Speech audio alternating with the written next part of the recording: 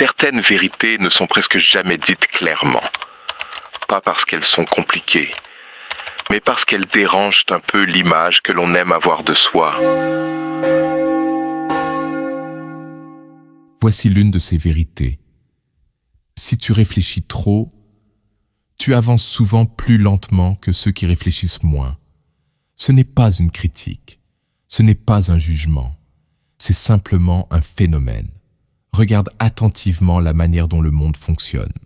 Les personnes qui prennent rapidement de la place dans un domaine ne sont presque jamais celles qui analysent chaque détail.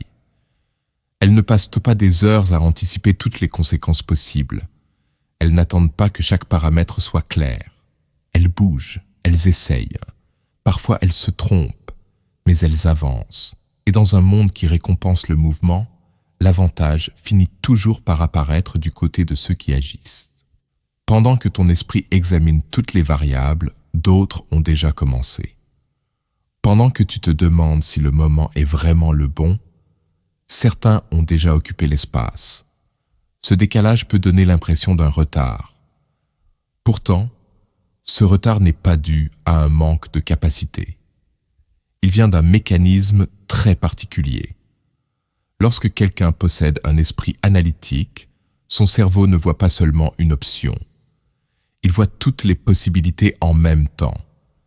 Il visualise les chemins, mais aussi les pièges. Il imagine les conséquences avant même que l'action n'existe. Et cette lucidité crée une forme de frein invisible. Parce que lorsque l'esprit voit trop, il hésite, pas par faiblesse, par conscience. Tu veux comprendre avant de te lancer. Tu veux t'assurer que ton choix a du sens. Tu veux éviter les erreurs inutiles. C'est logique. Mais la vie n'est pas toujours structurée autour de la logique. Elle est souvent structurée autour de l'élan. Beaucoup de gens avancent non pas parce qu'ils ont compris le système, mais parce qu'ils ont simplement décidé de jouer. Ils n'attendent pas que tout soit cohérent. Ils n'attendent pas que tout soit parfait. Ils commencent, et souvent, ils apprennent en marchant. Toi, ton esprit préfère comprendre le terrain avant de poser le pied dessus. Eux posent le pied, puis comprennent ensuite. Cette différence est immense. Et parce que le monde visible récompense souvent la vitesse d'action, plus que la profondeur de réflexion. C'est pour cela que certaines personnes très lucides ont parfois l'impression de rester bloquées pendant que d'autres avancent. Elles voient trop de choses. Elles perçoivent les contradictions. Elles perçoivent les manipulations. Elles perçoivent les incohérences. Et cette perception ralentit l'impulsion. Parce que l'esprit cherche la cohérence. Mais la réalité sociale n'est pas toujours cohérente. Elle est souvent faite de rôles, d'apparences et d'habitudes collectives. Depuis l'enfance, on nous répète une idée simple. Travaille dur, sois patient, fais bien les choses, et les résultats viendront. Cette idée contient une part de vérité, mais elle ne décrit pas entièrement le fonctionnement du monde, parce que le monde ne récompense pas seulement l'effort, il récompense aussi la visibilité. Il récompense ceux qui prennent de l'espace, ceux qui osent parler, ceux qui avancent même lorsqu'ils ne sont pas totalement prêts. Beaucoup de personnes très réfléchies attendent d'être prêtes. Elles veulent être légitimes, elles veulent maîtriser leur sujet, elles veulent mériter la place qu'elles occupent. Pendant ce temps, d'autres prennent cette place, puis apprennent à la remplir.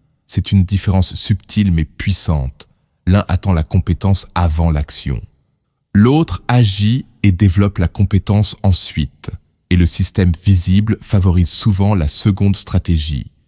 Cela peut créer une frustration silencieuse chez ceux qui réfléchissent beaucoup. Parce qu'ils voient l'injustice du mécanisme. Ils voient que certaines personnes avancent avec des connaissances limitées. Ils voient que certaines positions sont occupées par des individus qui apprennent encore. Et ils se demandent comment cela est possible. La réponse est simple. Que ces personnes n'ont pas attendu d'être sûres. Elles ont simplement bougé. Il existe aussi un autre mécanisme plus discret. Plus ton esprit est lucide, plus il détecte les dynamiques invisibles des relations humaines. Tu remarques les jeux de pouvoir, tu remarques les stratégies sociales, tu remarques les incohérences entre ce que les gens disent et ce qu'ils font. Cette perception demande beaucoup d'énergie, Ton cerveau analyse les interactions, il examine les motivations et il anticipe les réactions. C'est une forme d'intelligence très fine, mais cette intelligence a un coût, la surcharge mentale. Lorsque l'esprit traite trop d'informations, il ralentit naturellement le passage à l'action. Il veut vérifier encore, il veut s'assurer qu'il n'a rien oublié. Et parfois, pendant que l'analyse continue, l'opportunité disparaît. C'est une réalité que beaucoup découvrent tard. Parce que la réflexion est valorisée dans le discours. Mais dans la pratique, si l'action crée les résultats visibles, il y a aussi une autre vérité rarement évoquée. Beaucoup de ceux qui avancent très vite perdent un prix plus tard, parce que leurs décisions rapides contiennent souvent des angles morts. Ils prennent des raccourcis, ils ignorent certains détails, ils accumulent des erreurs invisibles. Ces erreurs ne se voient pas immédiatement, mais elles apparaissent avec le temps. La lucidité lente protège parfois de ces conséquences. Elle évite certains pièges. Elle évite certaines illusions. C'est pour cela que réfléchir n'est pas le problème. Le problème apparaît lorsque la réflexion devient un labyrinthe, lorsque chaque décision déclenche une cascade de scénarios, lorsque chaque choix doit être parfaitement justifié avant d'exister. À ce moment-là, l'esprit devient un système de blocage, et c'est ici que commence le véritable changement. Pas en supprimant la réflexion, mais en modifiant la relation que tu entretiens avec elle. Tu n'as pas besoin de comprendre chaque détail avant d'avancer. Certaines choses deviennent claires uniquement après l'action. L'expérience révèle des informations que la pensée seule ne peut pas produire. Il y a aussi plusieurs croyances que tu peux tranquillement abandonner. Tu n'as pas besoin d'expliquer toutes tes décisions. Tu n'as pas besoin de convaincre chaque personne autour de toi. Tu n'as pas besoin de démontrer que ton raisonnement est irréprochable. Et la plupart des gens ne cherchent pas une démonstration logique.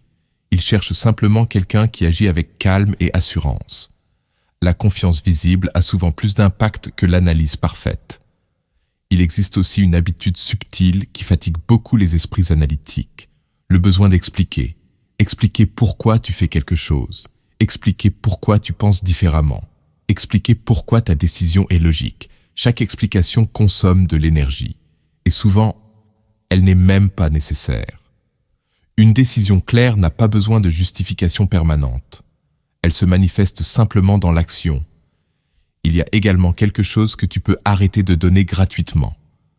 Ton énergie mentale, chaque conversation inutile, chaque débat stérile, chaque tentative de convaincre quelqu'un qui ne cherche pas à comprendre. Tout cela consomme une ressource précieuse, ton attention.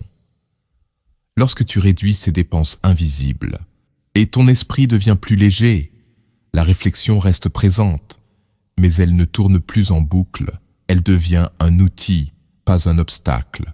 Peu à peu, une posture différente apparaît. Tu observes toujours les mécanismes, mais tu n'essaies plus de tout contrôler. Tu vois les jeux sociaux, mais tu ne passes plus ton temps à les décoder. Tu choisis simplement quand agir, calmement, sans agitation, sans précipitation, sans immobilité non plus. C'est une position rare. Et parce qu'elle demande d'accepter une chose que beaucoup refusent, l'imperfection.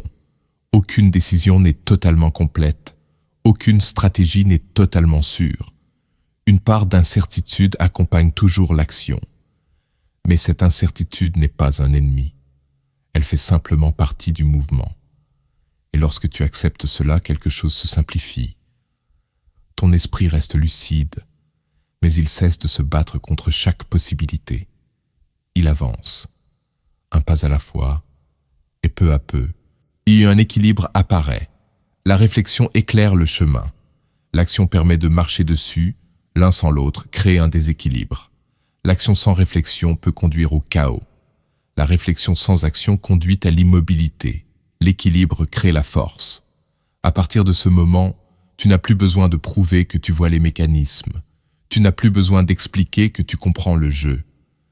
Ta manière d'avancer parle pour toi. Calme, stable, précise. Et cette stabilité devient ta véritable puissance. Parce que maintenant, tu comprends quelque chose que beaucoup ignorent. Penser profondément n'est pas une faiblesse. C'est une forme de conscience, mais cette conscience devient réellement puissante lorsqu'elle cesse de se retenir, lorsqu'elle accepte de se mettre en mouvement. Si cette réflexion t'a apporté un éclairage nouveau, tu peux simplement t'abonner à la chaîne. Et si une phrase de cette vidéo t'est restée en tête, et tu peux la partager dans les commentaires. Parfois, une seule idée suffit pour changer la manière dont